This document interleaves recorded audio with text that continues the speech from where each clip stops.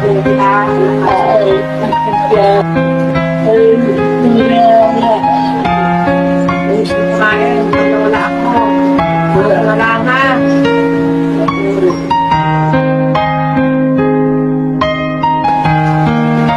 na lang yan, pag ikaw na lang dito. Wawa.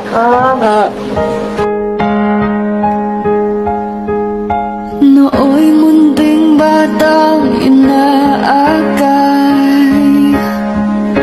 inaalalayan bawat paghakbang. Ngayon nakatayo sa aking mga paa. Salamat aking nanay, aking tatay. Wala akong sapat na salita, walang tatumba sa inyong pag-aruga. Ngayon kayo'y matanda ng hina, ako naman ngayon ang dapat mag-alaga.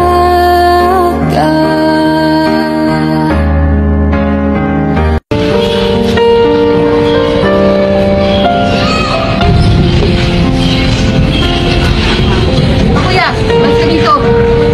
Marami kong hindi ako dito, hindi ko pa eh. Anong malapit na mga dito, dito ka. Lumit-lumit mo, bawa ko pa. Yeah, ito ba? Ay, ang kulit. Ay, mo nag-umalis?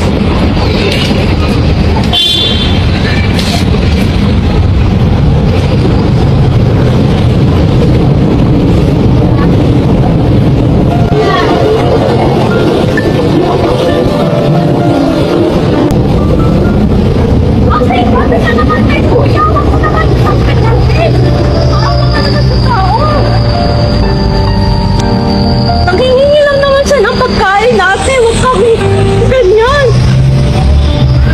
Kuya.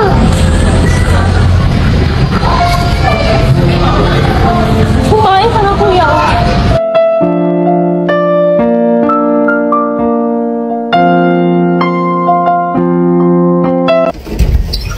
Ano? 2 linggo nang nawawala si kuya, wala kayong pakila? Ba't hindi mo hanapin mag-isa? Bakit? Ako lang ba kapatid dito? Pwede ba huwag ngayon? Kasi ang dami na natin problema eh. Ang problema natin, nawawala si kuya. Eh di hanapin mo kuya natin walang silbi, inutil. Sakit ang ulo dala dito nun eh. Nung nakaraan yan, napaaway ako dahil dun eh. Alam mo, kahit inutil yun, kapatid pa rin natin yun. Ay, nako. Oh, saan ka pupunta? Umupo ka doon. Saka pa. Ang laki mo. Wala kang silbi.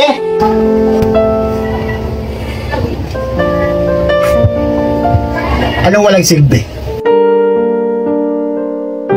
Bakit hindi mo gamparin yung pagkapangalawang panganay mo? Buka naman eh. Mula po ng mga bata pa tayo. Sip-sip ka na eh. Diba? Gusto mo nang gamparin lahat. Diba? Buka naman, inutil naman yung kuya det-det mo eh. Gamparin mo. Alam mo tol, sayang ka tol eh. Kasi hindi mo ba alam? Ikaw ang paboritong kapatid ni Kuya Det-det. Kayo, at ikaw, kayo ang mga inutil. Kasi, kayo ang mga walang silbi.